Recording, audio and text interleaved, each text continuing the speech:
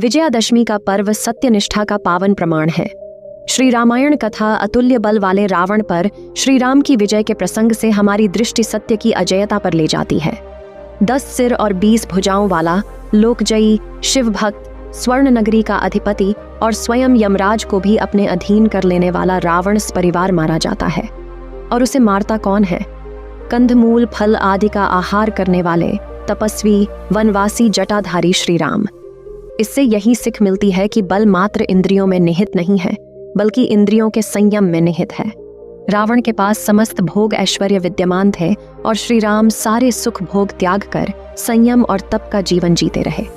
परंतु जब श्री राम और रावण का संघर्ष होता है तो भोगों से पुष्ट बल व्यर्थ हो जाता है और तपस्या से अर्जित शक्ति बड़ी दिखाई पड़ती है।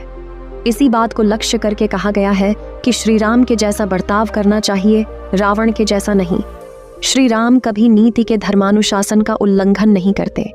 वे युद्ध से पहले शांति प्रस्ताव भेजते हैं, शत्रुपक्षीय विभीषण को शरण में लेते हैं। युद्ध काल में भी लंका के भीतर निवास करते बालकों आदि पर प्रहार न करते हुए केवल सामने आए हुए को ही मारते हैं। इतना ही नहीं, युद्ध में एक ऐसा भी प्रसंग है कि रावण समेत सभी आश्चर्य में डूब जाते हैं।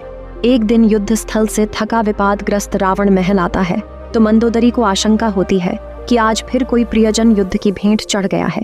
लेकिन रावण कहता है, ऐसा नहीं है, मैं तो विचलित हूँ राम के व्यवहार से। आज उस तपस्वी राघव ने मुझे शील का बाण मारा है, जिसकी वेदना असहनीय है।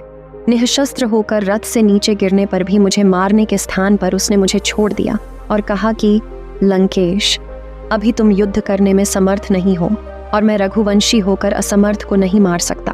तुम्हें प्राण दान देता हूँ, जाओ स्वस्थ होकर आना, तब तुम्हारा वध करूंगा। रावण मंदोदरी से कहता है कि इस पीड़ा का कोई उपचार मेरे पास नहीं है। राक्षसों से लड़ते हुए भी श्री राम मानवीय मूल्यों की शक्ति प्रदर्शित करते हैं। श्री राम मतभेद की स्थिति में पिता से प्राप्त राज्य सिंहासन भाई को सौंप देते हैं। वहीं रावण ने मन के प्रतिकूल विचार देने पर भाई को लात मारकर घर से निकाल दिया।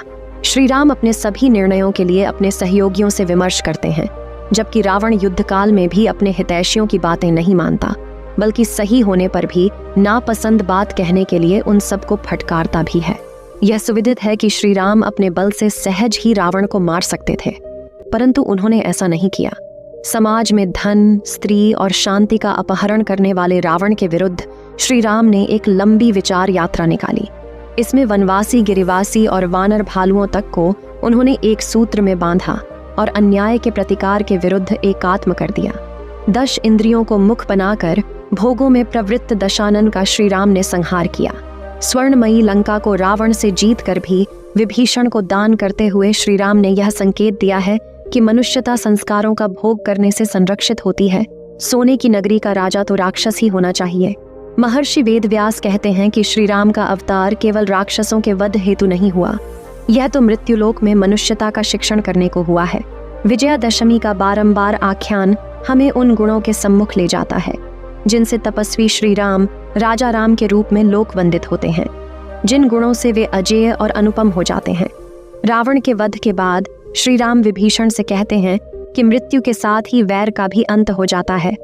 अब तुम रावण का अंतिम संस्कार विधि विधान से करो, यह तुम्हारी तरह मेरा भी प्रिय है। यही रामत्व की वह व्याख्या है जो समूचे विश्व का आदर्श बनी हुई है कि अपराध से घृणा करो, अपराधी से नहीं। दशहरा हमें चरित्र व व्यक्तित्व की उस तुलनात्मक समीक्षा से परिचित कराता है जिससे लोक हितकारिणी मनुष्यता को पहचानने, जीने की योग्यता हमें प्राप्त हो सके। यह केवल रावण वध का ही पर्व नहीं है, बल्कि यह रावणत्व को पहचानने और उसके प्रतिकार के लिए कृत संकल्प होने का भी अवसर है।